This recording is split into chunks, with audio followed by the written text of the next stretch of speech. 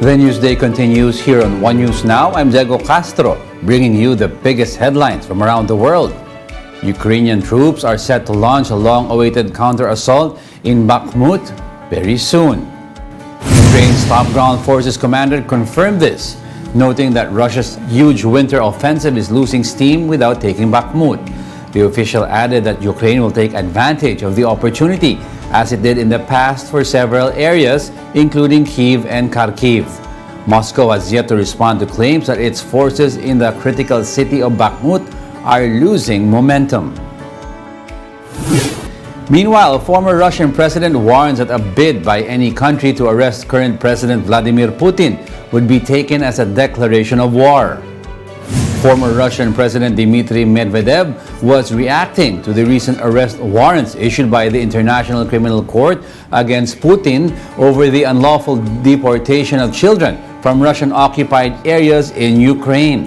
In an interview with Russian journalists, Medvedev, who is now deputy chairman of Russia's Security Council, maintained that Ukraine is part of what he calls Greater Russia. He also noted that the threat of a nuclear conflict is growing. Представим себе, понятно, что это ситуация, которая не реализуется никогда, да? Но тем не менее, вот представим себе, что она реализовалась.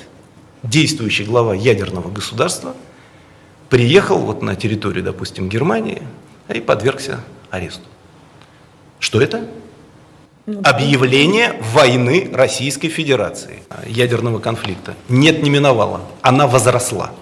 Каждый день поставок иностранного оружия на Украину в конечном счете. Medvedev believes that the coming decades will not be quiet, as the West will try to break Russia up into smaller and weaker states. The former Russian president says he is seeing no prospects for reviving Russia's ties with the West in the near future. Поэтому желание очень простое: дестабилизировать ситуацию политическую, разделить страну на части, такие достаточно крупные, с каждой из этих частей договориться, провести денуклеаризацию и демилитаризацию каждой из этих частей, потом прийти и предложить свои услуги, сказать: ребят, ну вам же теперь нужно, чтобы вас кто-то охранял там и так далее. China faces a dilemma over its ties with Russia, as it could embrace their friendship or play as peacemaker in Moscow's war with Ukraine. More details in this report from Bloomberg. A journey of friendship, cooperation, and peace. That's how Chinese President Xi Jinping referred to his latest visit to his Russian counterpart, Vladimir Putin. And this friendship is surely thriving, especially on the economic front. Xi's three-day visit to Moscow comes at a critical time for Russia.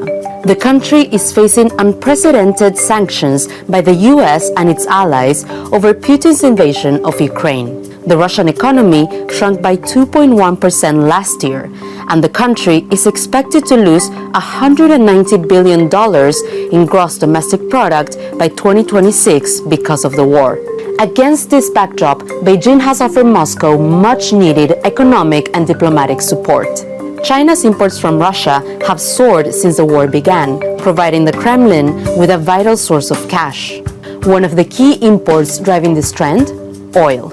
China's imports of Russian naphtha and fuel oil have increased significantly in the last year. Yet, in his visit to Moscow, Xi avoided making any commitments regarding a potential deal on gas with Russia, signaling some hesitation from China on appearing too close to the Kremlin. So what does this mean in terms of China's position on the war in Ukraine?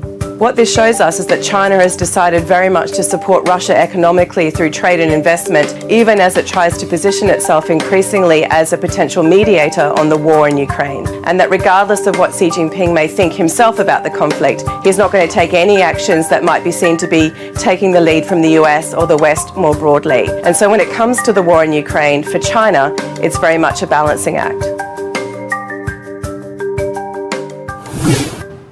We'll be back with more stories after the break. Keep it here on One News.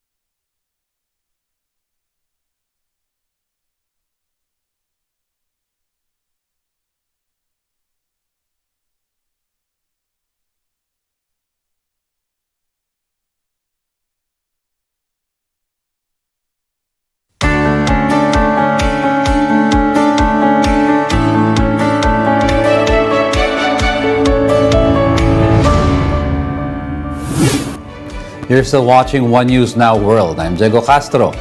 China's military said it has monitored and driven away a U.S. warship that illegally entered waters in the South China Sea. China says the U.S. warship's intrusion into waters around Paracel Islands undermines peace and stability in the busy waterway. This comes amid growing tensions between Washington and Beijing in the area. The U.S. Navy, however, disputed China and said that the warship was conducting what it called routine operations in the area. The U.S. Navy also denied being expelled from the South China Sea. In the U.S., the Manhattan District Attorney's Office says Donald Trump created a false expectation of his arrest and led Republicans in Congress to interfere with the office's probe of the former president. A letter from District Attorney Alvin Bragg's office said that 3 Republican members of the House of Representatives had sought non-public information about the pending criminal investigation, which is confidential under state law. A grand jury convened by Bragg in January began hearing evidence about Trump's role in a hush money payment to porn star Stormy Daniels days before the 2016 presidential election that he ended up winning. Trump has maintained his innocence and said the investigation was politically motivated. TikTok's chief executive faced tough questions from U.S. lawmakers amid a debate over whether the app should be barred. This comes amid concerns that TikTok poses cybersecurity risks and threats to national security.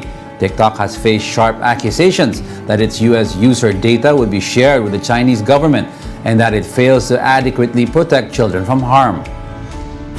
TikTok collects nearly every data point imaginable, from people's location to what they type and copy, who they talk to, biometric data, and more. Even if they've never been on TikTok, your trackers are embedded in sites across the web. TikTok surveils us all. And the Chinese Communist Party is able to use this as a tool to manipulate America as a whole. TikTok CEO Xu Zichu, however, maintained that the app was free of manipulation from the Chinese government. Xu also denied using the app to promote messages on behalf of the Chinese Communist Party, though his reassurances did little to assuage lawmakers.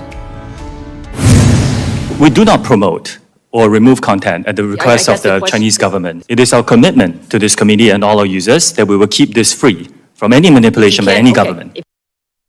And those are the top world headlines of the hour. Join us again at 9 a.m. as we continue to monitor today's biggest stories. Coming right up is Agenda at 8 a.m. I am Diego Castro. We are One News, all sides, all the time.